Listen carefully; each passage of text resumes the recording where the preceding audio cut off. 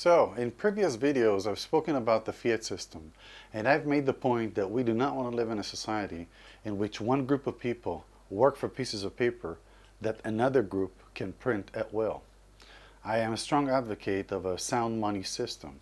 I always say, let it be Bitcoin, let it be gold, let it be anything that is outside of their control.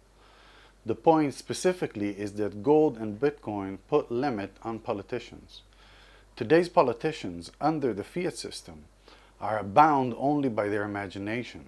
They can construct society as they wish. They can print as much pieces of paper as they wish and give it to whomever they want, and they're never confronted with the fact that they have printed too many pieces of paper. So what I wish to point out in this video is that gold and Bitcoin are simply assets. Gold is a rock and Bitcoin is a software. They within themselves cannot limit anyone of anything. It is other human beings, other citizens that put limit on politicians using Bitcoin and gold. The example I want to give today is of Charles de Gaulle, who was the Prime Minister of France during the 1960s. You see, between 1945 and 1971, under the Bretton Woods Agreement, the United States was obligated to exchange 35 pieces of paper into 1 ounce of gold upon request from large banks and countries. Charles de Gaulle believed, and with good reason, that the United States was printing too many pieces of paper. They were consuming beyond their means. And he decided to take whatever pieces of paper he had and return it to the United States and exchange them for gold.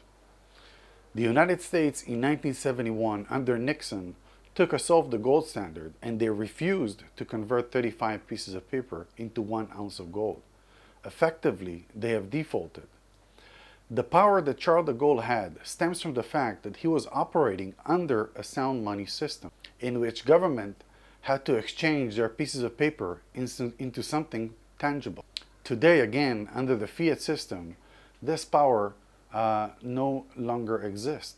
That means that you can gather, like in the Tea Party movement or Occupy Wall Street movement, and you can protest and hold signs and express your objection, but in the end, nothing changes because there is no power that you can use on your politicians other than voting every 4 years. That is the power of money, which is outside of politicians and banks' power. They cannot print as they wish. Now, is it doomed? Are we disempowered? Well, not according to Bitcoin's white paper.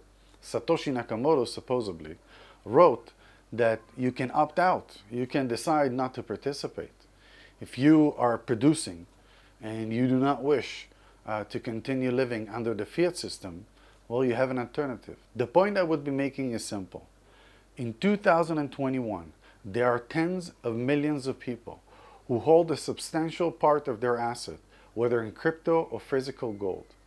That means, in effect, that if governments impose draconian laws or wars or diseases or any abruption to the current status quo, these people financially would be excluded. They would be protected. They are outside of the system.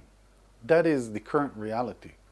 And that is something that the Federal Reserve would have to battle with. That is contrary to the Federal Reserve System, who wishes population to live under their control such that they will be able to manipulate. And if they cannot, what's the point in monetary policy? There is a battle brewing, and it is happening. And about a year ago or less, I made a video about Michael Saylor. He was unknown at the time, but now everybody knows him as a great Bitcoin bull. I was mentioning that this is crypto market leaking into the real market, and the real market is rewarding company for doing so.